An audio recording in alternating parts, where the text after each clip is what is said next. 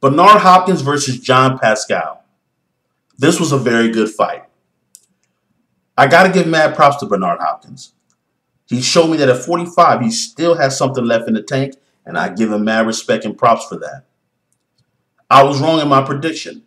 Bernard Hopkins didn't lose, but I was wrong because he didn't lose, and I didn't call the draw either. But who did? Damn good fight. Very entertaining. From rounds 1 to 5, it was John Pascal. Didn't throw that many punches and didn't land that many punches, but the few punches he did throw managed to knock down Bernard Hopkins twice. Between rounds 1 and 5, Hopkins was knocked down twice by John Pascal. Then you saw the fight sort of turn around from round 7 through the 12. It was totally Bernard Hopkins. Using the straight right very effectively, very brilliantly, using the straight right, landing the straight right, often landing the left hook, and working the body of Pascal. Bernard Hopkins completely took over from round 7 all the way up to the 12th. And he boxed brilliantly. Using that straight right very effectively, often landed the straight right. He landed the left hook many a times, and just continued to work the body of Pascal. Meanwhile, from round 7 to 12, Pascal's work rate really went down, and he did not throw enough punches that he needed to throw in order to win this fight against the more active Bernard Hopkins. Just something I noticed. His work rate just seemed to fall off. Knocked Hopkins down. He knocked Hopkins down twice. In between rounds 1 and 5, he knocked him down twice. But between rounds 7 and 12, Bernard Hopkins threw more punches and landed more punches on Pascal than Pascal threw or landed on Bernard Hopkins from rounds 1 to 5. So that's why I say Bernard Hopkins won this fight. He threw more punches and landed more punches on Pascal between rounds 7 and 12 than Pascal landed on Bernard Hopkins from rounds 1 to 5.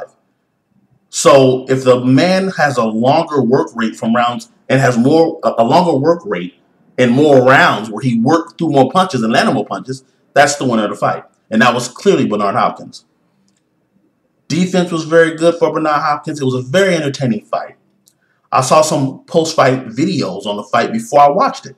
People were saying it was kind of boring and this and that. This fight was far from boring. It was very entertaining. I give Bernard Hopkins a lot of props. He still has some left in the tank. He showed a lot of heart. The speed on his punches was very surprising. I didn't know he had that kind of... I didn't know he still had that kind of speed. The speed on his punches was good. The snap was good on his punches. He really shocked me, Bernard Hopkins. He looked great in this fight. Got to give him props. I still would like for him to sit back, retire, and relax and enjoy his life, but the guy still wants to fight. And he showed that he still has some left in the tank. Pascal, like I said, from round 7 to 12, his work rate dropped off. I don't know what happened. It's like he just stopped throwing punches. And that's when Bernard Hopkins just took over from there, and I firmly believe won the fight. He threw more punches and landed more punches in between rounds 7 and 12 than Pascal threw or landed on Bernard Hopkins from rounds 1 to 5.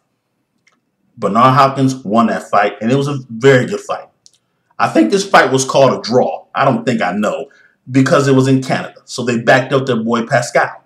Much respect and props to Pascal. Great boxer who has the ability to box as well as just let loose and fight. So I love watching him. But he got this one called a draw, I think because it was in Canada. But much props and respects to Pascal. He's a great boxer. And much props and respect to Bernard Hopkins. This was a very entertaining fight.